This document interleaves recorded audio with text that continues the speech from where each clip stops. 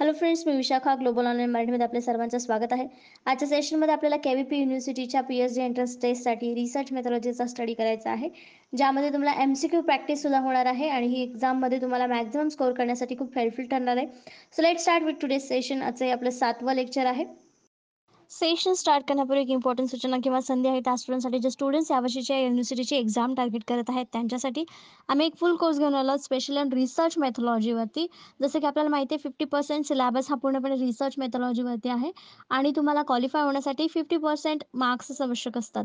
So जर तुमचा research मेथॉलॉजीचा अभ्यास एवढा पक्का झाला त्याच्यामध्ये मॅक्झिमम मार्क्स तुम्ही घेतले तर सेकंड पार्टमध्ये तुम्ही थोडे मार्क्स जरी घेतलात तरी तुम्ही ही एक्झाम गॅरंटीड पास होऊ शकता. सो अशा प्रकारे हा फुल कोर्स तुम्हाला हेल्प करेल गॅरंटीड सिलेक्शन मिळवण्यासाठी.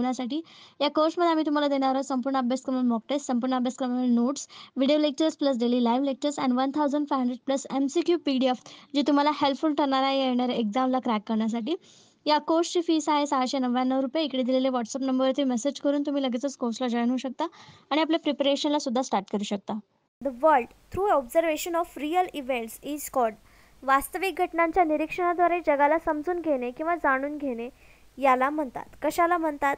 ऑप्शन्स आहेत टॅनॅसिटी, रॅशनलिझम, एम्पिरिसिझम, इंट्युएशन. तप, बुद्धिमत्ता, अनुभव की अंतर्ज्ञान. तर इथे आपल्याला विचारलेलं आहे की ज्याच्यामध्ये स्वतः आपण ऑब्झर्वेशन करणार आहेत, रिअल लाईफमधले जे इव्हेंट्स आहेत त्याला स्वतः आपण अनुभवणार आहेत, त्याला समजून घेणार आहे आपल्या स्वतःच्याच भाषेमध्ये आपण स्वतः तिथे राहून. म्हणजे काय आहे, इथे आपल्याला एक एक्सपिरियन्स मिळणार आहे, इथे आपल्याला अनुभव मिळणार आहे. मग याचं करेक्ट आन्सर इथे काय असणार आहे? एम्पिरिसिझम म्हणजे अनुभववाद ज्याला म्हणतो आपण. स्वतः वास्तविक घटनांबद्दल निरीक्षण करून जगाला समजून घेणे आणि जाणून घेणे याला एम्पिरिसिझम म्हणतात, अनुभववाद असं म्हणतात. म्हणून आपलं करेक्ट आन्सर इथे सी आलेला आहे, एम्पिरिसिझम, अनुभववाद. Empiricism is a theory that all knowledge is built on experience derived from the various sense.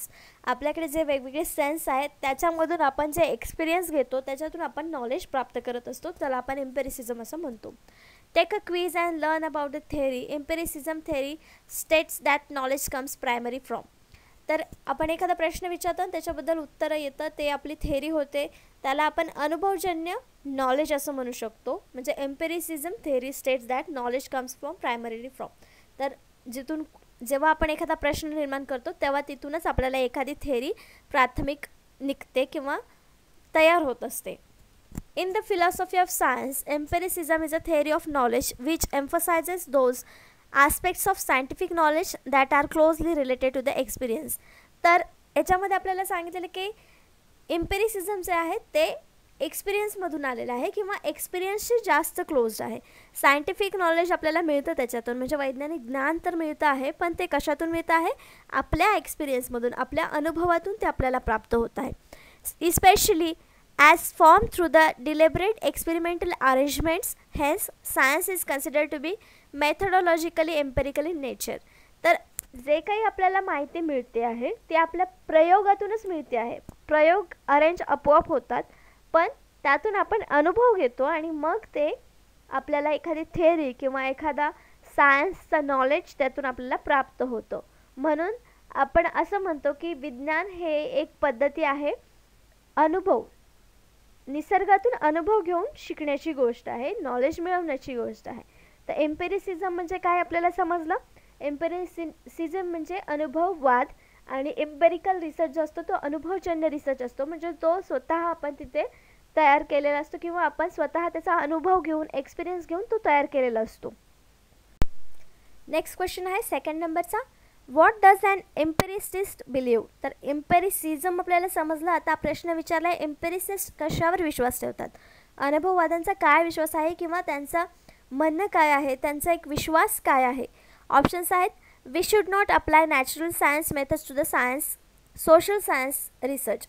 सामाजिक विज्ञान संशोधनात आपण नैसर्गिक विज्ञान पद्धती लागू करू नये.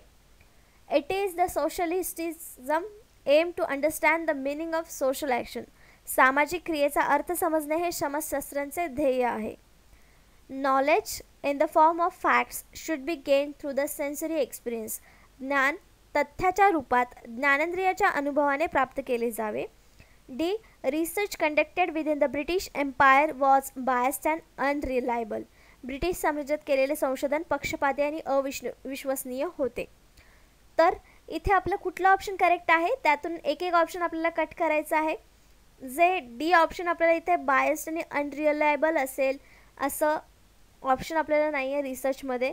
मग किंबहुना ते रिसर्चचं कॅरेक्टरिस्टिक्स नाही आहे. मग आपलं इथं ऑप्शन जे आहे डी ते सर्वात प्रथम कट होत आहे, म्हणजे डी ऑप्शन आपलं उत्तर नसणार आहे. मग पुढचं काय विचारलेलं आहे की it is a sociologist aim to understand the meaning of social action. सामाजिक क्रियेचा अर्थ समजून घेणे हे समाजशास्त्राचं ध्येय आहे का? नाही. त्याचे आणखीन वेगवेगळे ध्येय आहेत. आणि हा अनुभववाद्यांचा विश्वास असणार आहे का? तर नाही. मग बी सुद्धा आपला ऑप्शन नसणार आहे. नेक्स्ट आहे ए, जे बोललेलं आहे की सामाजिक विज्ञान संशोधनात आपण नैसर्गिक विज्ञान पद्धती लागू करू नये. तर अशा प्रकारचा कुठलाही अनुभववाद्यांचा विश्वास नाही. तर ते दोन्हीही आपल्याला एकत्र करून कधी कधी नवीन नॉलेज मिळवण्यासाठी आपण ते वापरू शकतो. म्हणून असं न करणं हे देखील अनुभववादांचा विश्वास नाही. मग आपल्या इथं करेक्ट आन्सर काय असणार आहे? C, knowledge in the form of fact should be gain through sensory experience. तर आपण जे बघितलं एम्पिरिसिझम काय आहे, तर ते एक्सपिरियन्समधूनच यायला पाहिजे, स्वतःच्या ऑब्झर्वेशनमधूनच यायला पाहिजे. मग अनुभववादांचा विश्वास काय असणार आहे इथे की आपल्या स्वतःच्या ज्ञानेंद्रियाच्या अनुभवाने प्राप्त केलं जावं. जे काही ज्ञान आपण मिळवणार आहे ते आपल्या अनुभवाने प्राप्त केलं जावं, हा अनुभववाद्यांचा विश्वास असणार आहे. Empiricism in philosophy, the view of all concept originate in experience. ते मागाशीच बघितलं आपण की एम्पिरिसिझम हे ओरिजिनेट कशातून होतं? एक्सपिरियन्समधून, म्हणजे अनुभवातून ते उगम पावत आहे. That all concepts are about applicable to things that can be experience. हे कन्सेप्ट कशाशी लागू आहेत? ज्या गोष्टी आपण एक्सपिरियन्स करू शकतो, अनुभव करू शकतो, अनुभव घेऊ शकतो, त्या गोष्टीशीच हे रिलेट करतं. Or that all rationally acceptable beliefs or propositions are justifiable or knowledgeable only through experience. म्हणजे यातून ज्या काही बिलीफ्स, विश्वास, जे गोष्टी मिळतात आपण एक्सेप्ट करतो, त्या सगळ्या कशातल्या असणार आहेत? एक्सपिरियन्समधल्या असणार आहेत, अनुभवातून आलेल्या गोष्टी असणार आहेत. म्हणजेच अनुभव बेस, एम्पिरिसिझमचा अनुभवजन्याचा बेसच काय आहे? एक्सपिरियन्स, अनुभव. नेक्स्ट क्वेश्चन आहे 3rd नंबरचा. The importance of measurement in quantitative research is that. आपल्याला माहिती आहे रिसर्चमध्ये क्वांटिटेटिव्ह आणि क्वालिटेटिव्ह हे 2 प्रकार आहेत, म्हणजे दोन्हीला विरुद्ध किंवा वर्सेसमध्ये आपण त्याचा अभ्यास करतो, क्वांटिटेटिव्ह रिसर्च आणि क्वालिटेटिव्ह रिसर्च. तर क्वांटिटेटिव्ह रिसर्चमध्ये मोजण्याचं महत्त्व काय आहे, मेजरमेंटचं महत्त्व काय आहे ते आपल्याला सांगायचं आहे. ऑप्शन्स आहेत. It allows us to delineate fine difference between people and cases. हे आपल्याला लोक किंवा प्रकरणामध्ये चांगले फरक स्पष्ट करण्याची अनुमती देते. मोजमाप जिथं करायचं आहे, मेजरमेंट जिथं करायचं आहे, तेव्हा तिथे आपल्याला साधी लोक आणि केस स्टडीजसाठी केसेस जे आपण निवडणार आहे यामध्ये फरक करण्यासाठी मदत करतं मोजमाप. बरोबर आहे हे आपलं स्टेटमेंट. नेक्स्ट स्टेटमेंट आहे. It provides consistent device to yardsticks. हे एक सुसंगत डिव्हाइस किंवा यार्डस्टिक प्रदान करते. म्हणजेच आपल्याला एक मोजमाप करण्यासाठी एक डिव्हाइस प्राप्त करून देतं, युनिट देतं असं देखील आपण इथं म्हणू शकतो की एक मोजमाप करण्याचं माप देतं, मापदंड देतं असं आपण इथं म्हणू शकतो. It allows for precise estimates of degree of relationship between concepts. हे संकल्पनांमधील संबंधाच्या डिग्रीच्या अचूक अंदाजांना अनुमती देतं. आपलं सेकंड स्टेटमेंट पण बरोबर आहे की ते आपल्याला एक मापदंड देत आहे. मोजायचं महत्त्व म्हणजे ते आपल्याला कुठल्याही गोष्टीचं मोजमाप करण्यासाठी मापदंड देत आहे. म्हणजे बी सुद्धा स्टेटमेंट आपल्या इथे करेक्ट असणार आहे. सी ऑप्शन काय म्हणते आपल्याला की हे संकल्पनांमधील संबंधाच्या डिग्रीच्या अचूक अंदाजांना अनुमती देते. ज्या काही संकल्पना आपण वाचणार आहोत किंवा नवीन संकल्पना पुढे येणार आहेत किंवा आपल्या रिसर्चमधून पुढे येणार आहेत त्यांना अंदाजांसाठी अनुमती देतं मोजमाप. मोजमापामध्ये आपण उदाहरणार्थ असं घेऊया की जेव्हा आपण 2 दिवसाचा कालावधी हे मोजमाप जर घेतलं तर तिथे आपल्याला अंदाज येतो की पुढच्या 2 दिवसामधला रिझल्ट हा असणार आहे. म्हणजे तिथं मोजमाप 2 दिवसाचं होतं. हे मोजमाप का महत्त्वाचं आहे क्वांटिटेटिव्ह रिसर्चमध्ये? तर या सगळ्या गोष्टींचा फायदा तिथे क्वांटिटेटिव्ह रिसर्चमध्ये होतो मेजरमेंटमुळे. मग आपल्या इथे करेक्ट आन्सर काय असणार आहे? D, all of the above. वरील सर्व गोष्टी ज्या आहेत त्या फायदा आहे त्याचा क्वांटिटेटिव्ह रिसर्चमध्ये, किंवा त्याचा इम्पॉर्टन्स आहे मेजरमेंटचा क्वांटिटेटिव्ह रिसर्चमध्ये. The purpose of quantitative research is to generate knowledge and create understanding about the social world. तर क्वांटिटेटिव्ह रिसर्चचा मेन एम काय आहे, किंवा त्याचं पर्पज काय आहे, हेतू काय आहे, तर माहिती निर्माण करणं, त्याच्यामध्ये समज निर्माण करणं, सोशल वर्ल्ड म्हणजे सामाजिक जग जे आहे त्याच्याबद्दल अंडरस्टँडिंग निर्माण करण्याचं काम किंवा हेतू जे आहे ते क्वांटिटेटिव्ह रिसर्चचा आहे. Quantitative research is use by social scientist, म्हणजे सामाजिक शास्त्रज्ञ जे आहेत त्यांच्याद्वारे हे प्रकारचं रिसर्च वापरलं जातं. Including communication research, it to observe phenomena or occurrence affecting individuals. Social scientist are concern with the study of people. तर हे सोशल सायंटिस्ट कशाशी रिलेटेड असतात, तर लोकांच्या अभ्यासाशी रिलेटेड असतात. क्वांटिटेटिव्ह रिसर्चसुद्धा लोकांच्या इनडायरेक्टली रिसर्चशी रिलेटेड आहे. The author offers 3 reasons for our concern with measurement in research. Firstly, it allows us to delineate, find differences between cases or people. जे आपण म्हटलं की मेजरमेंटचा फायदा काय काय, इथे आपल्याला सांगितलं की केसेस आणि पीपल या दोन्हीमधला फरक ओळखण्यासाठी मेजरमेंट आपल्याला आवश्यक असतं. General observation might be enough to detect extreme of opinion, but measurement is needed for the more subtle variation that actually exist.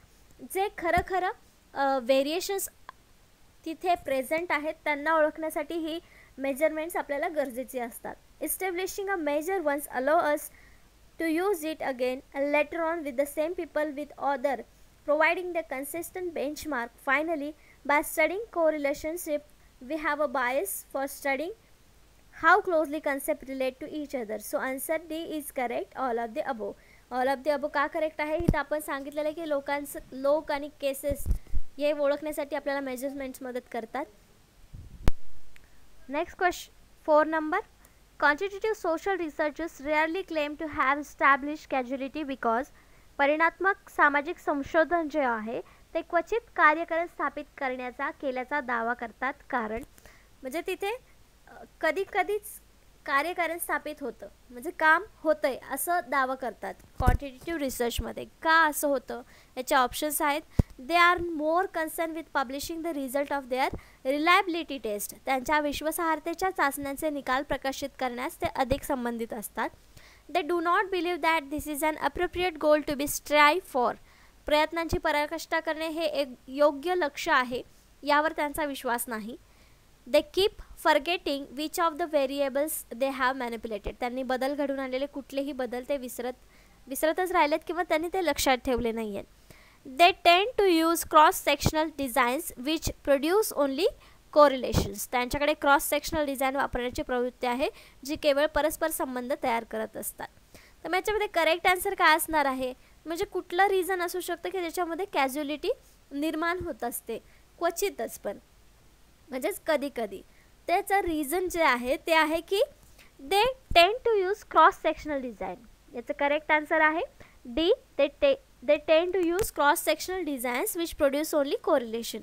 म्हणजे क्रॉस सेक्शन डिझाईनच हे क्वांटिटेटिव्ह रिसर्चमध्ये वापरले जातात आणि त्यामुळे त्याच्यामध्ये फक्त परस्पर संबंध तयार केला जातो, म्हणून त्याच्यामध्ये कुठल्याही प्रकारचा कार्यकरण नेहमी स्थापित होत नाही, तर क्वचितच तोच स्थापित केला जातो. तर आता बघूया आपण की क्रॉस सेक्शनल डिझाईन्स का उपयोगी ठरत नाहीत किंवा कार्यकरण स्थापित का करत नाहीत, क्वचितच का करतात. then experimental design allows us to test for causal connection between variables because of the one variable. तर एक्सपेरिमेंटल डिझाईनमध्येच आपल्याला हे टेस्ट करण्याची परमिशन मिळते कॅज्युअल कनेक्शन व्हेरिएबल्समधले, जे की आपल्याला क्वांटिटेटिव्ह सोशल रिसर्चमध्ये विचारलं होतं प्रश्नामध्ये, पण हे एक्सपेरिमेंटल डिझाईनमध्ये अलो केलं असतं.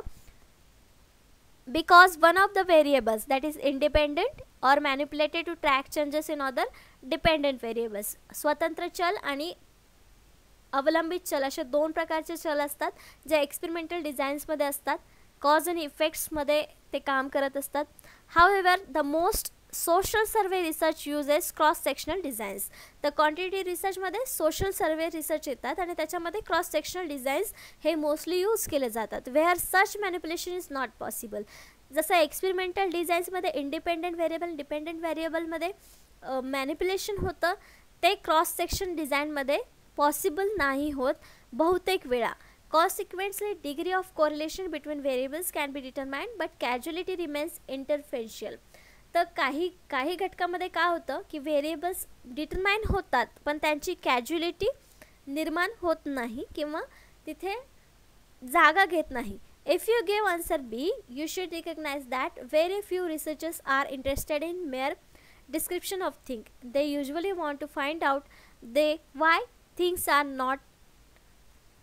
are the way they are so that they can be remade by replicated. Causality is an appropriate goal, simply difficult to achieve. तर कॅज्युअलिटी जी गोष्ट आहे, जे गोल आहे ते सिम्पली अचीव होत नाही, ते डिफिकल्ट आहे. मग हे एक्सपेरिमेंटल डिझाईनमध्ये शक्य आहेत कारण तिथे जे व्हेरिएबल्स असतात ते एकमेकांना मॅनिप्युलेट करत असतात, पण क्रॉस सेक्शनल्समध्ये हे शक्य नसतं. म्हणून आपलं तिथे करेक्ट आन्सर जे आलं होतं ते डी आलं होतं की क्रॉस सेक्शनल डिझाईन तिथे यूज केली जाते, म्हणून तिथे कार्यकरण स्थापित क्वचितच होतं. नेक्स्ट क्वेश्चन आहे 5th नंबरचा. Quantitative research has been criticised because. प्रमाणित संशोधनावर टीका केली गेली आहे कारण जे आत्तापर्यंत आपण क्वांटिटेटिव्ह रिसर्चबद्दल बघतो आहोत त्याच्यावर टीका केली गेली आहे. तर का केली गेलेली आहे ते आपल्याला सांगायचं आहे. ऑप्शन्स आहेत. The measurement process suggest a spurious and artificial sense of accuracy. मापन प्रक्रिया अचूकतेची उत्तेजक आणि कृत्रिम अर्थ सूचित करते म्हणून. The Reliance on instruments and procedure makes it high in ecological validity. साधनांवर आणि प्रक्रियांवर अवलंबून राहून ते पर्यावरणीय वैधतेमध्ये उच्च आहे म्हणून. It underestimate the similarities between object in natural and social words. हे नैसर्गिक आणि सामाजिक जगातील वस्तूंमध्ये समानता कमी लेखते म्हणून. डी ऑल ऑफ दी अबो. तर टीका केली गेली आहे याचं एकच रिझन असू शकतं, ऑल ऑफ द अबो नसेल. मग याचं करेक्ट आन्सर असणार आहे ते आहे A. The measurement process suggest a spurious and artificial sense of accuracy. तर क्वांटिटेटिव्ह रिसर्चमध्ये आपण बघितलं की आकड्यांची रिलेटेड जे रिसर्च केले जातात ते इथे येतात आणि आर्टिफिशियल सेन्स ऑफ ॲक्युरेसी याच्यामध्ये निर्माण होऊ शकते किंवा कृत्रिम अर्थ याच्यामध्ये आपल्याला सूचित होत असतात. अशा प्रकारची टीका याच्यावर केली गेलेली आहे. तर काय हे क्रिटिक्स आहेत किंवा त्याच्यावरती गंभीर आरोप आहेत ते बघूया. Some critics of quantitative research see it as pretending that photograph is good representation of life rather than being a frozen instant of it. As a consequence, quantitative research is accused of assuming that social life is static. Clearly not case. तर त्यांनी काय सांगितलेलं आहे, quantitative रिसर्चमध्ये photograph खूप छान लाईफचं दर्शन आपल्याला देतं किंवा रिप्रेझेंट करतं असं सांगितलेलं आहे. पण क्वांटिटेटिव्ह रिसर्चमध्ये हे काय म्हणतं की लाईफ जी आहे, सोशल लाईफ जी आहे ती स्टॅटिक आहे. सांख्यिकीय गोष्टी त्याच्यामध्ये असतात जे क्लिअरली बाहेर येत नसतात. अशा प्रकारची टीका ते करत आहेत आपल्याला क्वांटिटेटिव्ह रिसर्चमध्ये. Further more the ontological basis of this kind of research oblige the social science researchers to regard people in the same way that physical science researchers regard nature. Again, clearly there is a world of difference. नक्कीच तिथे difference असणार आहे, दोन्हीमध्ये same नसणार आहे. सांख्यिकीय माहिती तिथे आपण रिसर्च करताना करतो, पण क्रिटिक्स असे म्हणत आहेत म्हणजे त्याच्यावरती आरोप असे आहेत की हे फोटोग्राफ आपल्या लाईफचं चांगलं प्रदर्शन करते असं दाखवण्यापेक्षा आपली लाईफ ही एक सांख्यिकीय माहिती आहे किंवा सांख्यिकी गोष्टीशी निगडीत आहे असं हे सांगते क्वांटिटेटिव्ह रिसर्च. म्हणून हे एक गंभीर आरोप आहे क्वांटिटेटिव्ह रिसर्चवरचा. नेक्स्ट क्वेश्चन आहे 6 नंबरचा. What is repeatability. पुनरावृत्ती म्हणजे काय. तर आपल्या ऑप्शन्स आहेत. रिसर्चच्या भाषेमध्ये रिपीटेबिलिटी म्हणजे काय आहे आपल्याला सांगायचं आहे. ऑप्शन्स आहेत. Variability due to different operators using the gauge or different time periods or environments. Gauge किंवा वेगवेगळ्या कालावधी किंवा वातावरण वापरून वेगवेगळ्या ऑपरेटरमुळे होणारी variability. Variability due to error in process. प्रक्रियेतील त्रुटीमुळे अस्थिरता. Variability reflecting basic inherent precision of the gauge itself. स्वतः गेजची मूलभूत अंतर्निहित सुस्पष्टता दर्शवणारी variability. Variability reflecting the basic inherent precision of the process view answer. प्रक्रियेची मूलभूत अंतर्निहित सुस्पष्टता दर्शवणारी व्हेरिएबिलिटी. उत्तर पहा. त्याचं करेक्ट आन्सर आहे सी, ज्याच्यामध्ये स्वतः गेजची मूलभूत अंतर्निहित सुस्पष्टता दर्शवणारी व्हेरिएबिलिटी म्हणजे रिपीटेबिलिटी होय. Repeatability is defined as reflecting the basic inherent precision of the gauge itself through which we are measuring the unit. तर रिपीटेबिलिटी म्हणजे काय आहे? ही एक क्वांटिटेटिव्ह रिसर्चमधली टर्म आहे, कारण आपण मेजरिंगसाठी ही वापरतो. एखादी गोष्ट जेव्हा सतत म्हणजे त्याची आपल्याला मापं घ्यायची आहेत आणि प्रत्येक वेळेला आपण त्याच गोष्टीचं माप घेतोय, पण त्याच्यामध्ये डिफरन्स येतो आहे, त्यालाच आपण रिपीटेबिलिटी असं म्हणतो रिसर्चमध्ये. मग तेच आपल्याला इथे त्यांनी सांगितलेलं आहे की मेजरिंग युनिट आहे हे, ज्याच्यामध्ये एकाच गेजमधून आपण मशीनमधून किंवा एकाच गेजमधून एकाच वस्तूमधून प्रत्येक वेळेला तीच वस्तू चेक करतोय, पण त्याचा रिझल्ट आपल्याला वेगवेगळा येतोय, त्याला रिपीटेबिलिटी असं आपण म्हणतो. नेक्स्ट क्वेश्चन आहे 7th नंबरचा. In contrast to deductive reasoning, inductive reasoning dash dash. निष्ठ तर्क, विवेकपूर्ण तर्क यांच्या विरोधाभास. म्हणजे डिडक्टिव्ह रिझनिंगच्या कॉन्ट्रास्टमध्ये त्याच्या इंडक्टिव्ह रिझनिंग काय आहे किंवा कसं आहे. ऑप्शन्स आहेत. Involves conclusion that are more or less probable. अधिक किंवा कमी संभाव्य अशा निष्कर्षांचा समावेश आहे. Is less descriptive of human thoughts process. मानवी विचार प्रक्रियेचे वर्णन कमी करते. Moves from general principle to particular conclusion. सामान्य तत्वामधून विशिष्ट निष्कर्षाकडे वळते. Should be avoided in science whenever possible. जेव्हा शक्य होईल तेव्हा विज्ञानात टाळलं पाहिजे. तर डिडक्टिव्ह रिझनिंगच्या तुलनेत इंडक्टिव्ह रिझनिंगचं काय महत्त्व आहे आपल्याला ऑप्शन्सपैकी सांगायचं आहे. तर moves from general to principle हे डिडक्टिव्ह झालं. मग ते अवॉइड केलं पाहिजे, सायंटिफिक विज्ञानामध्ये टाळलं पाहिजे असं आहे का? नाही. मग सी आणि डी ऑप्शन्स आपल्या इथे कट झाले. Is less descriptive of human thoughts process हे मानवी विचार प्रक्रियेचे वर्णन कमी करतं असं आहे का? नाही, असंही नाही आहे. मग इथं आपलं एकच करेक्ट आन्सर असू शकतं, ते म्हणजे A. Involves conclusion that are more or less probable. अधिक किंवा कमी संभाव्य निष्कर्षांचा समावेश यामध्ये केला जातो इंडक्टिव्ह रिझनिंगमध्ये. मग आपलं करेक्ट आन्सर ए आलेला आहे.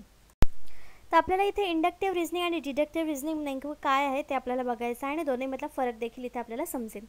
Someone who uses inductive reasoning makes specific observation and then draw a general conclusion.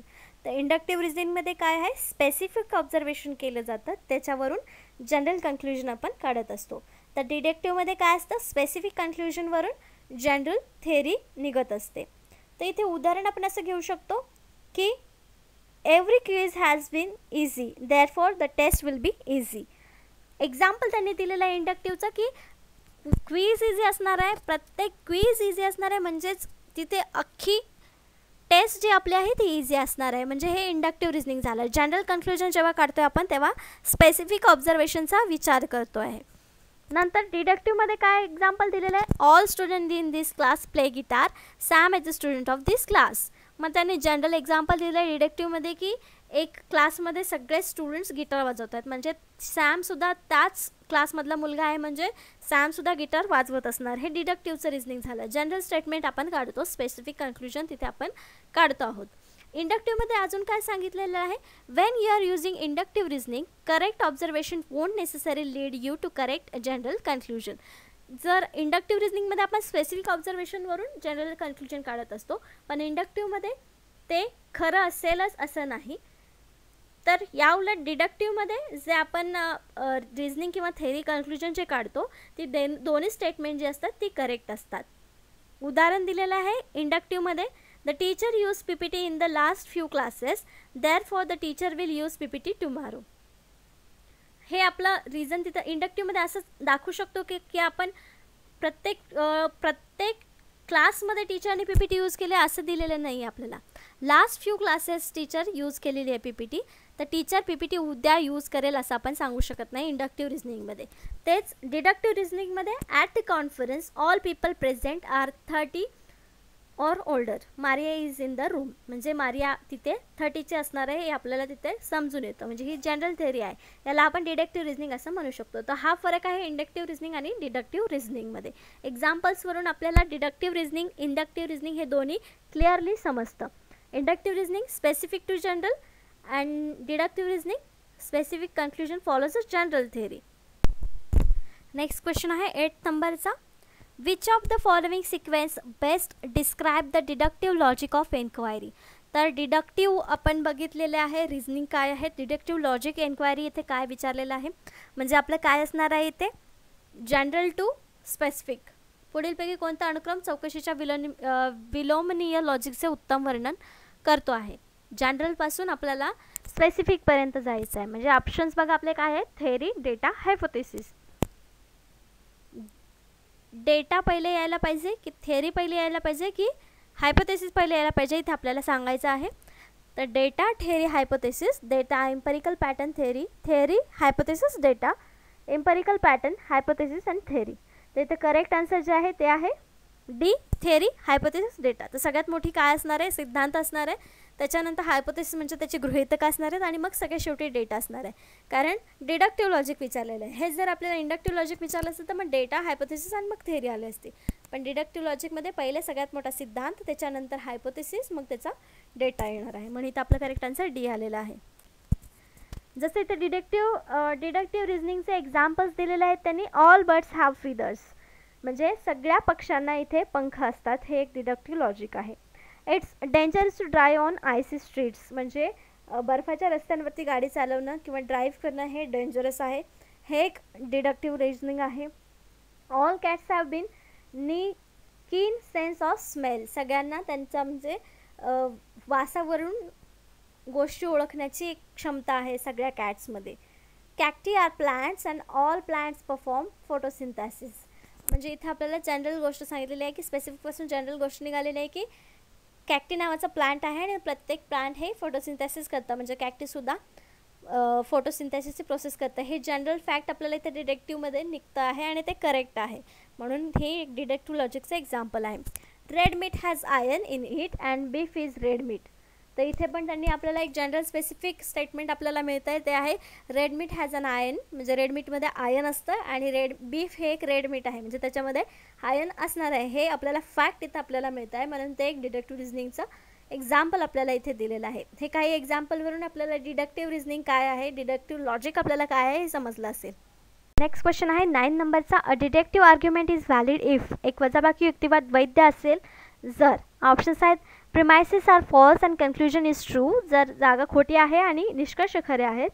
Premises are false and conclusions are also false, जागा खोटी आहे आणि निष्कर्ष देखील चुकीचे आहेत. Premises are true and conclusion is false, जागा सत्य आहे आणि निष्कर्ष खोटे आहेत. Premises are true and conclusion is true, जागा खरे आहेत आणि निष्कर्षही खरे आहेत. तर डिडक्टिव्ह आर्ग्युमेंटमध्ये आपण बघितलेलं आहे की दोन्ही स्टेटमेंट हे जनरल स्टेटमेंट असतात आणि त्यावरून जे फॅक्ट निघतं ते देखील खरं असतं. म्हणजे इथं आपल्याला जे प्रिमायसेस दिलेले आहेत ते सुद्धा खरे पाहिजेत आणि आपल्याला निघणारं कन्क्लुजन जे आहे ते देखील फॅक्ट म्हणजे खरं असलं पाहिजे. मग आपलं करेक्ट आन्सर इथे काय असणार आहे, D. Deductive argument is valid, म्हणजे डिडक्टिव्ह आर्ग्युमेंट कधी असेल तिथे जागा कधी घेईल, तर हे आपला ऑप्शन आहे. Premises are true and conclusions is true, दोन्ही असेल तेव्हाच तिथं डिडक्टिव्ह आर्ग्युमेंट प्लेस घेणार आहे. A deductive argument is sound if and only if it is both valid. जसं की आपण डिडक्टिव्ह आर्ग्युमेंटमध्ये बघितलं की दोन्ही ज्या स्टेटमेंट्स आहेत त्याच्यावरून आपण तिसरं फॅक्ट काढू शकतो, म्हणजे दोन्ही गोष्टी तिथं व्हॅलिड पाहिजेत. And all of its premises are actually truth, खरे असले पाहिजेत. Otherwise a deductive argument is unsound, मग तिथे डिडक्टिव्ह आर्ग्युमेंट होणार नाही जर तिथले एखादंही वाक्य जर चुकीचं असेल तर. According to the definition of deductive argument, the author of the deductive argument always intend that the premises provide the sought justification for the conclusion whereby if premises are true. म्हणजे डिडक्टिव्ह रिझनिंगमध्ये डिडक्टिव्ह आर्ग्युमेंटमध्ये प्रिमायसेसमध्ये म्हणजे statement जे असतात पहिले statement त्याच्यामध्ये आपल्याला clue असतो, last conclusion असेल त्याच्यावरती. म्हणजे कन्क्लुजन आहे ते सुद्धा खरं निघालं तरच ते एक डिडक्टिव्ह आर्ग्युमेंट असतं. नेक्स्ट क्वेश्चन आहे 10th नंबरचा. Inductive reasoning is based on or presuppose. आगमनात्मक तर्क, डिडक्टिव्हच्या अपोजिट इंडक्टिव्ह रिझनिंग जे आहे ते कोणत्या पूर्वस्थितीवर आधारित आहे. ऑप्शन्स आहेत युनिफॉर्मिटी ऑफ नेचर, निसर्गाचा एकसारखेपणा. युनिटी ऑफ नेचर, निसर्गाची एकता. गॉड क्रिएटेड द वर्ल्ड, देवाने जगाची निर्मिती केली आहे. लॉज ऑफ नेचर, निसर्गाचे नियम. तर कुठल्या आधारावर आहे इंडक्टिव्ह रिझनिंग, तर युनिफॉर्मिटी ऑफ नेचर, निसर्गाचा एकसारखेपणा या तत्वावर इंडक्टिव्ह रिझनिंग बेस्ट आहे, पूर्वस्थित आहे असं आपण म्हणू शकतो. म्हणजे याचं करेक्ट आन्सर आपलं ए आलेलं आहे. कसं तर बघूया. 2 टाइप्स ऑफ इंडक्टिव्ह आर्ग्युमेंट्स. इंडक्टिव्ह आर्ग्युमेंट्सचे 2 प्रकार आहेत. एक आहे statistical inductive argument and inductive argument which does not presuppose the uniformity of nature. ह्याच्यामध्ये नेचरचा विचार केला जात नाही किंवा निसर्गाचा एकसारखेपणाचा विचार केला जात नाही. For example 90% of college freshman can read beyond the 6th grade level. David is a college freshman, therefore David can read beyond the 6th grade level. हे इंडक्टिव्ह रिझनिंगचा आर्ग्युमेंट आहे, पण त्याच्यामध्ये स्टॅटिस्टिकल इंडक्टिव्ह आर्ग्युमेंट्स आलेले आहेत, पण हे uniformity of नेचरमध्ये नाही आहे. मग दुसरा टाईप कोणता आहे? Human inductive argument. And inductive argument which presuppose the uniformity of nature. तर याच्यामध्ये निसर्गाचा एकसारखेपणा आपण दाखवू शकतो. Each of the 100 college freshmen surveyed known how to spell logic. If we ask another college freshman, he or she will also know how to spell logic. म्हणजे त्याच्यामध्ये काय दिलेलं आहे की युनिफॉर्मिटी ऑफ नेचरमध्ये काय दिलेलं की भरपूर सारे एकाच वेळी भरपूर सारे कॉलेजेसमध्ये एक वर्ड सेम लिहिला जातो, तसाच दुसऱ्या जगातल्या कुठल्याही विद्यार्थ्याला तो वर्ड स्पेल करायला सांगितला तर सेमच येणार आहे. तिथं एकसारखेपणा आपल्याला दिसून येणार आहे शिकवण्यामध्ये किंवा आता स्पेल करण्यामध्ये एकसारखेपणा दिसून येणार आहे. म्हणून इथं आपलं करेक्ट आन्सर काय होतं?